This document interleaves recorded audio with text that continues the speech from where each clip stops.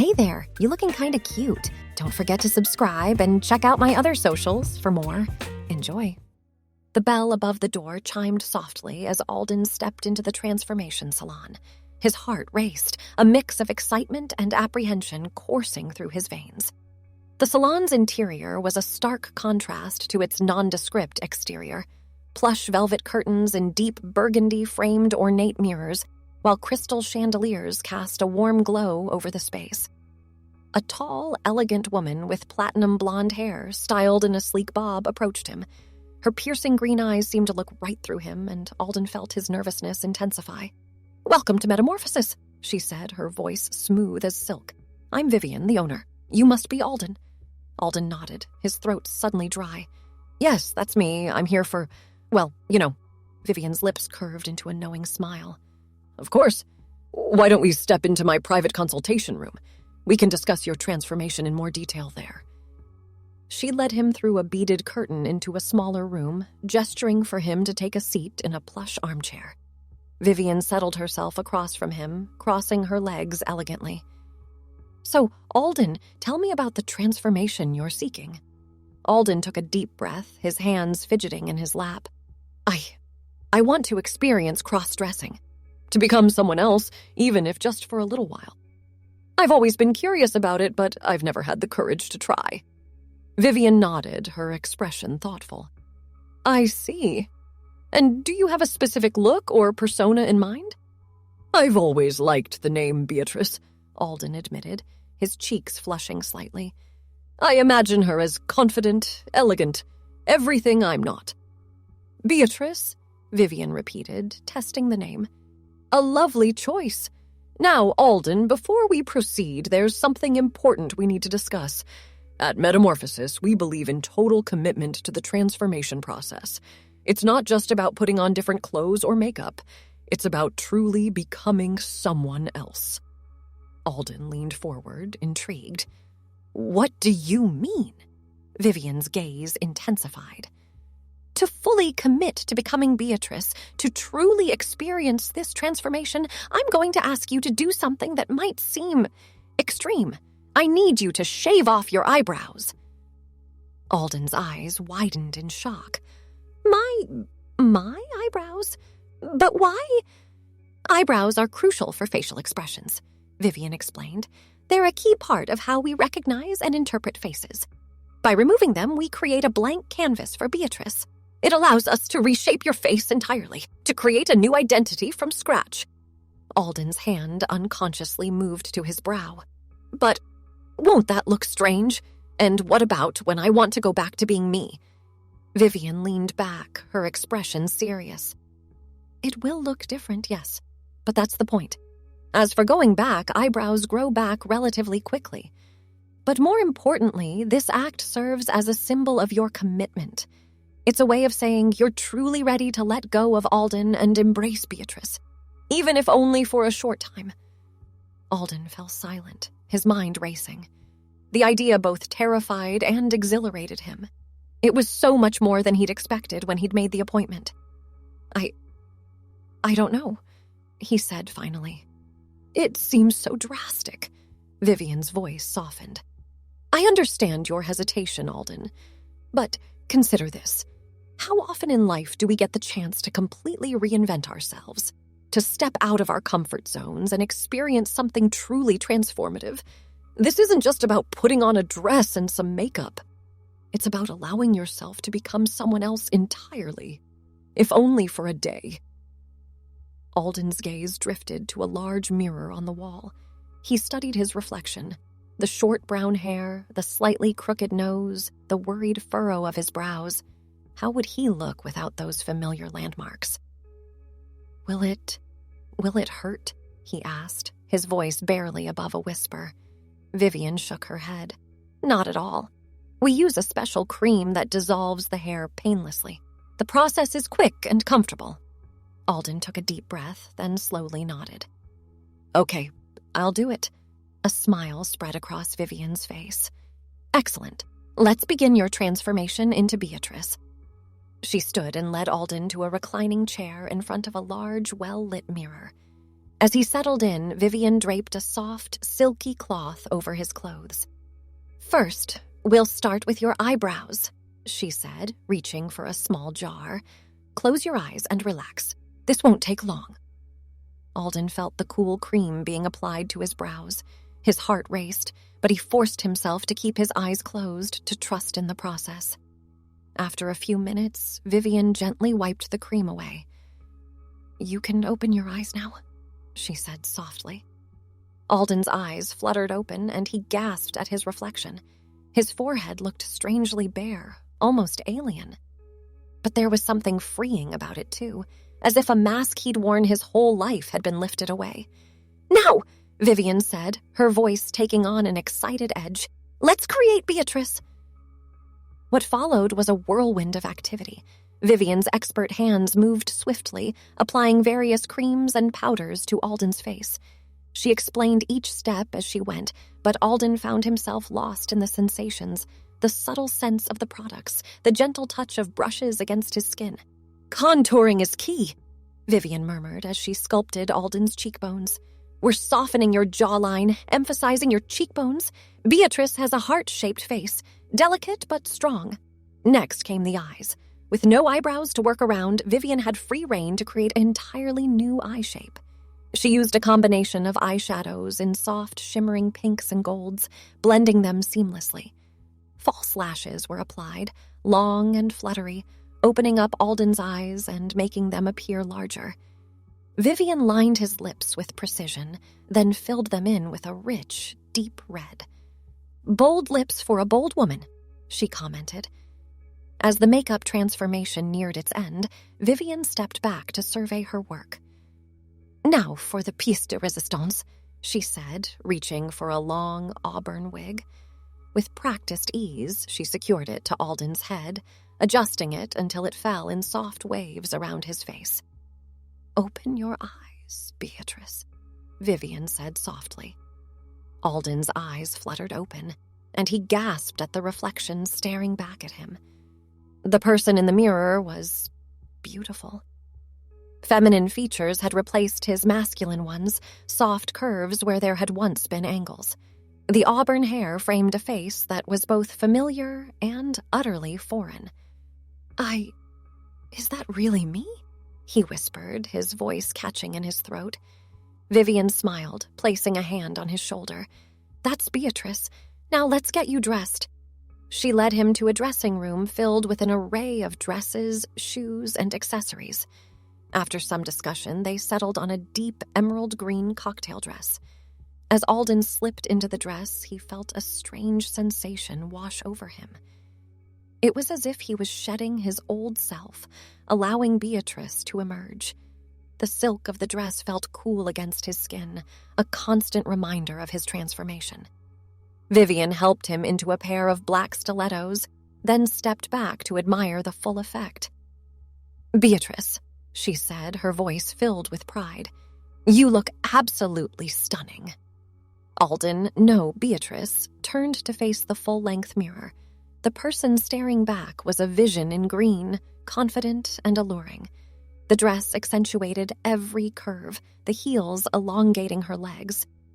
She barely recognized herself, and yet there was something oddly familiar in the eyes that gazed back at her. "How do you feel?" Vivian asked softly. Beatrice took a deep breath, feeling the dress move with her.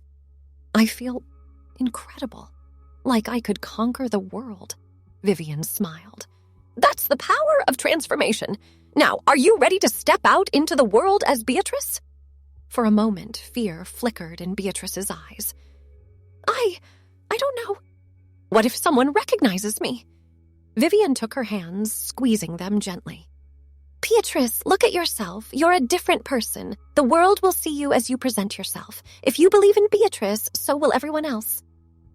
Beatrice nodded, straightening her shoulders. "You're right, I'm ready."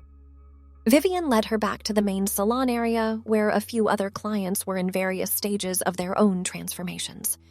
Heads turned as Beatrice entered, and she felt a thrill of excitement at the admiring glances. "Now," Vivian said, "the final test. Why don't you introduce yourself to Maria?" She gestured to a stylish woman sitting in a nearby chair, leafing through a magazine. Beatrice took a deep breath, then walked over, her heels clicking confidently on the hardwood floor. "Hello," she said, her voice soft but assured. "I'm Beatrice. It's lovely to meet you." Maria looked up, a warm smile spreading across her face. "Beatrice, what a pleasure. You look absolutely fabulous, darling. That dress is to die for."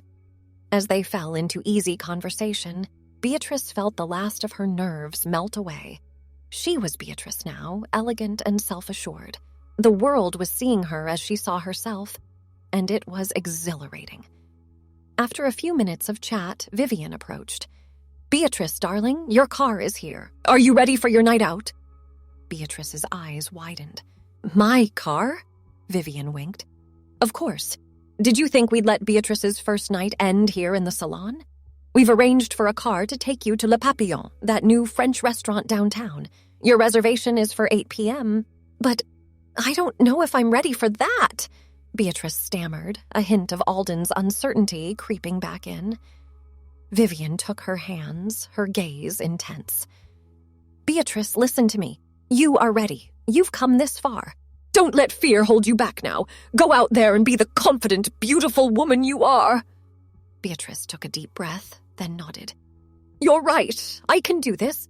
With a final check in the mirror and a spritz of floral perfume, Beatrice made her way to the salon's entrance. As she stepped out into the cool evening air, she saw a sleek black car waiting at the curb. The driver, a distinguished older gentleman, tipped his hat to her. "Good evening, madam. Your chariot awaits." Beatrice smiled, allowing him to open the door for her. As she settled into the plush leather seat, she caught a glimpse of herself in the rearview mirror. The woman who gazed back was poised, elegant, and ready for anything. As the car pulled away from the curb, Beatrice felt a mix of excitement and nervousness flutter in her stomach. She was about to step into a world she'd only ever dreamed of, to live as Beatrice for an entire evening. The city lights blurred past the window as they drove, and Beatrice found herself lost in thought. How would the other diners at Le Papillon perceive her?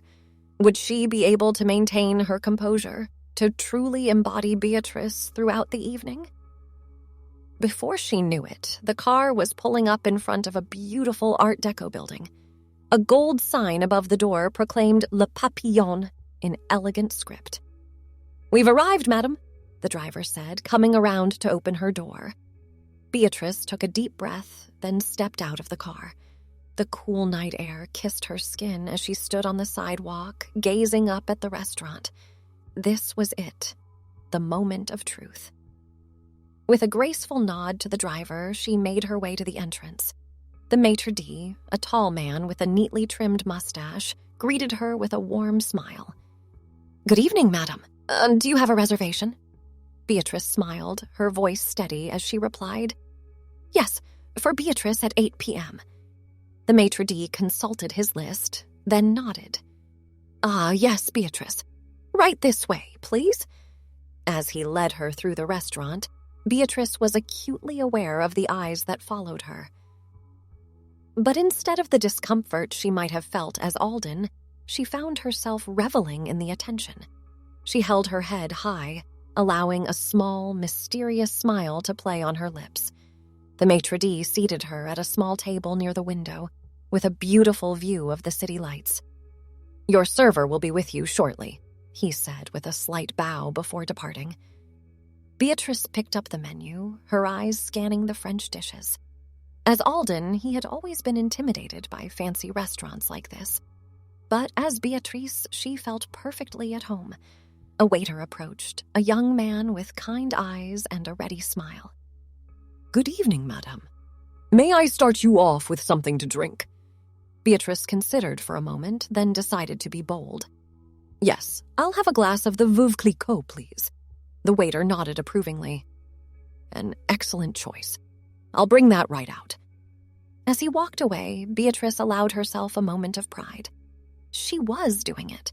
She was really here, living as Beatrice, ordering champagne at a fancy French restaurant like it was the most natural thing in the world. The champagne arrived, golden bubbles dancing in the flute. Beatrice took a sip, savoring the crisp, complex flavors. She closed her eyes for a moment, letting the experience wash over her. When she opened them again, she noticed a distinguished-looking man at a nearby table watching her. Their eyes met, and he raised his glass in a subtle toast. Beatrice felt a blush rise to her cheeks, but she returned the gesture with a graceful nod. The evening continued like a dream.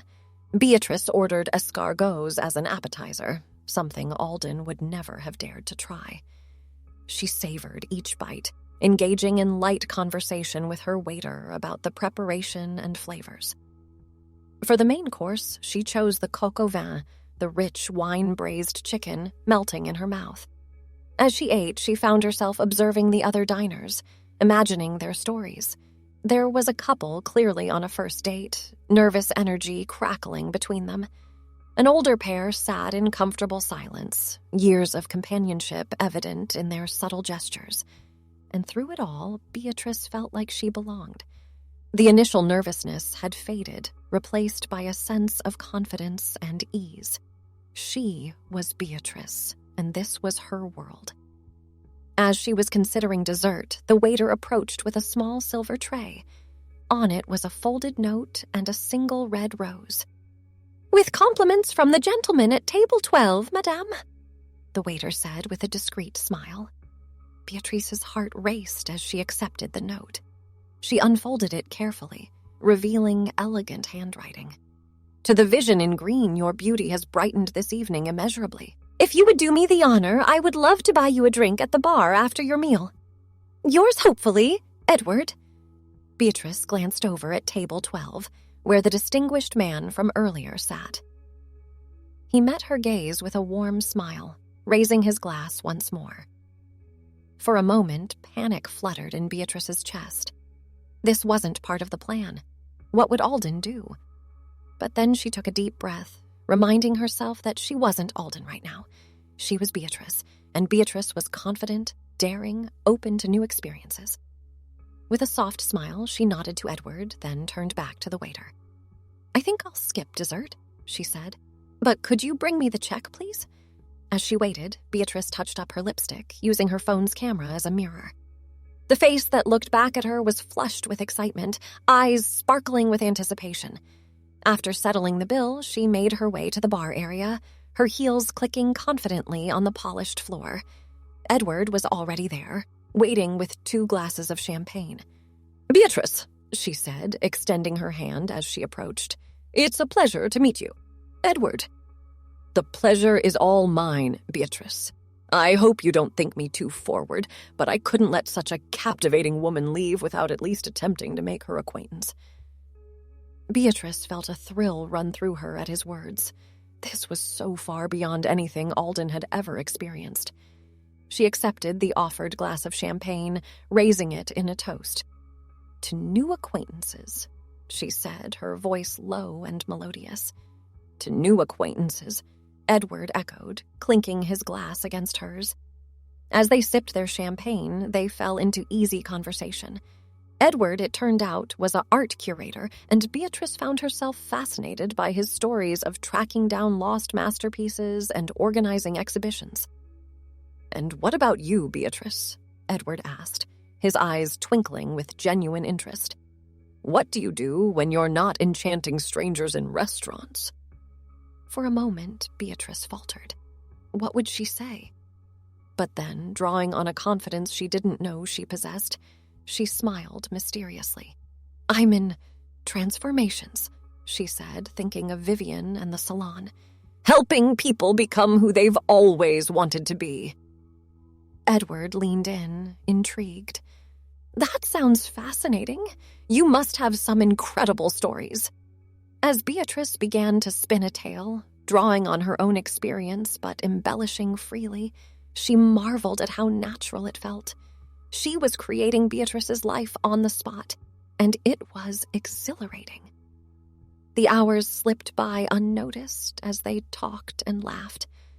Beatrice found herself utterly captivated by Edward's charm and wit, and she could see in his eyes that the feeling was mutual. It wasn't until the bartender gently informed them that the bar was closing that they realized how late it had gotten. Edward insisted on calling a cab for Beatrice, ever the gentleman.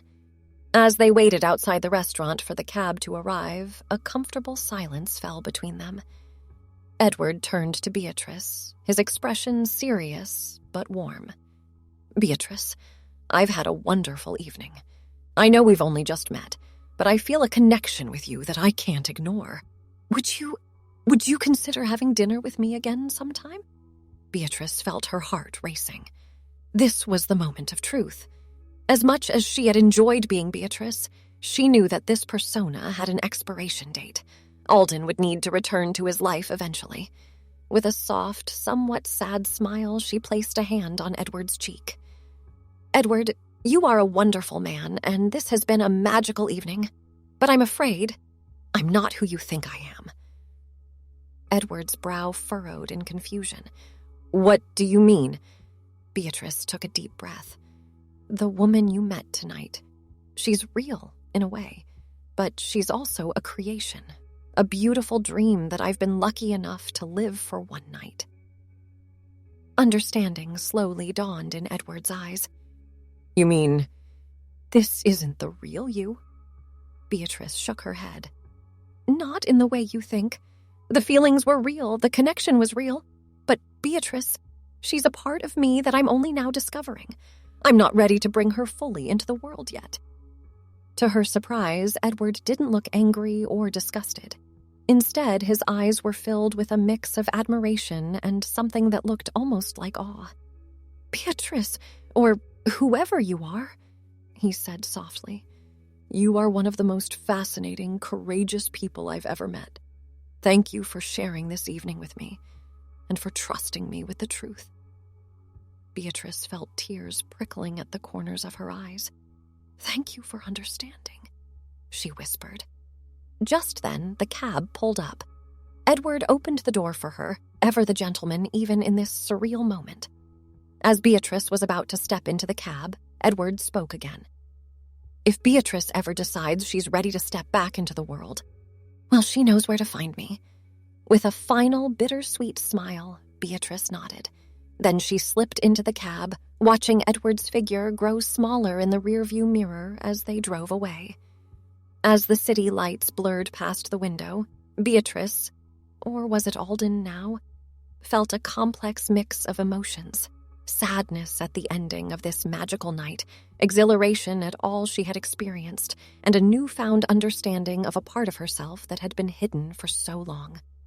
The cab pulled up in front of the transformation salon. It was closed now, the windows dark, but Vivian had arranged for Alden's clothes to be left in a discreet locker outside. As Beatrice changed back into Alden's clothes in the quiet street, he felt like he was waking from a beautiful dream. But it wasn't really an ending, he realized. It was a beginning. Beatrice wasn't gone, she was a part of him now, a source of confidence and strength he could draw on even when he wasn't wearing a dress and heels. Thanks for watching. Don't forget to check out my other socials if you want more wonderful content, early access, behind the scenes, and more. All links down below.